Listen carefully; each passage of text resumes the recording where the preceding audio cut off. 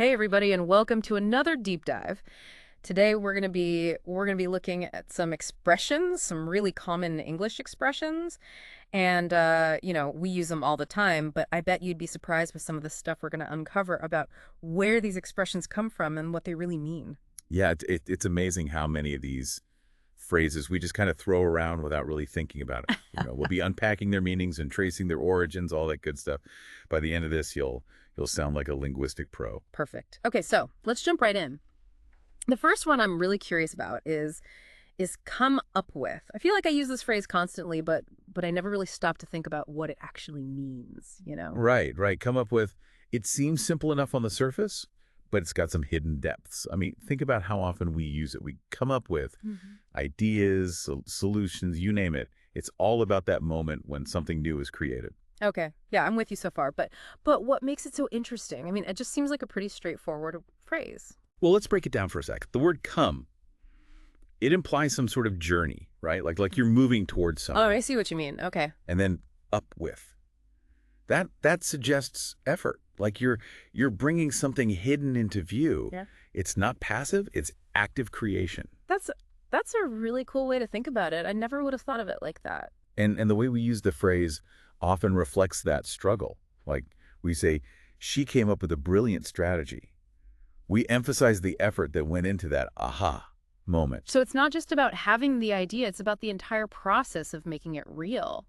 Wow, I love that. It's like come up with captures this whole creative struggle in just those three little words. Exactly. And speaking of journeys, how about we move on to an idiom that's, well, it's traveled through time itself. Take it with a grain of salt. Wait, take it with a grain of salt goes all the way back in time. Okay, now I gotta hear this. Where on earth did that come from? Get this. It all started back in ancient Rome. Pliny the Elder, he was a Roman scholar, and he wrote about taking something poisonous with a pinch of salt to make it less effective. No way! Are you serious? So they were literally skeptical of the poison. That's amazing. Exactly. It's like they were saying, I'm not so sure about this, but I mean, I'm open to the possibility. Fast forward to today, and we use it in a very similar way. Yeah, yeah. Like when someone tells you they saw a UFO, but I don't know, you're not quite ready to rewrite all the science books just yet. Exactly. Or think about it this way. Imagine your coworker starts a rumor about layoffs.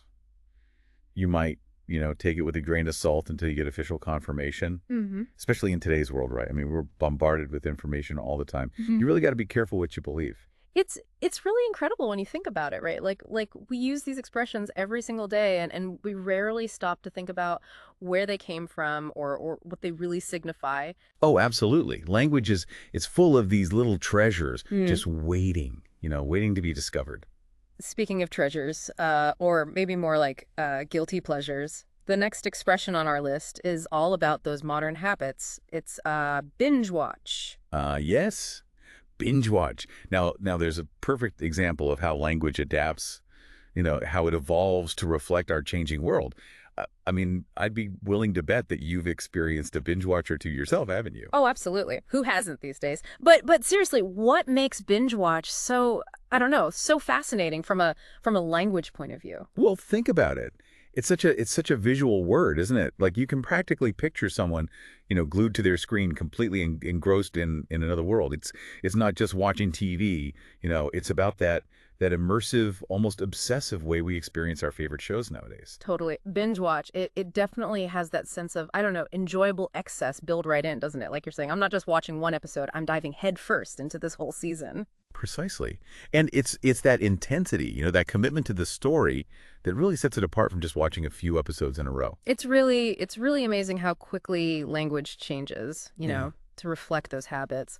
But speaking of change, why don't we shift gears a little bit, move away from the world of streaming and talk about something a little more refined, maybe. Ooh, intriguing. Uh, What did you have in mind? Let's talk about the word eloquent. That ability someone has to express themselves with such grace and precision that you can't help but listen. Ah, eloquence.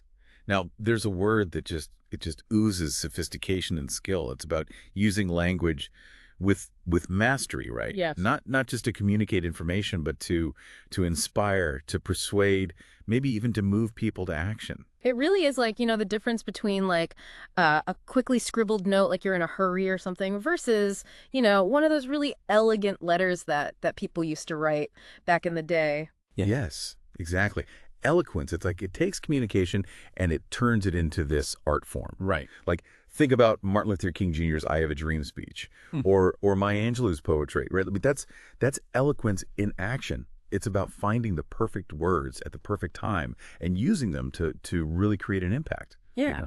And it makes you realize that anyone can be eloquent in their own way. It Right. doesn't matter if you're, a world leader or just writing an email to a friend. There's always room to improve, to find the right words, the words that really resonate and inspire. Absolutely. And you know what? It's not even about sounding, like super intelligent or anything like that. Eloquence is at its core, it's about connecting with people, about sharing your message with passion and clarity. It's about finding those words that bridge the gap between, what you're thinking and what your listener understands.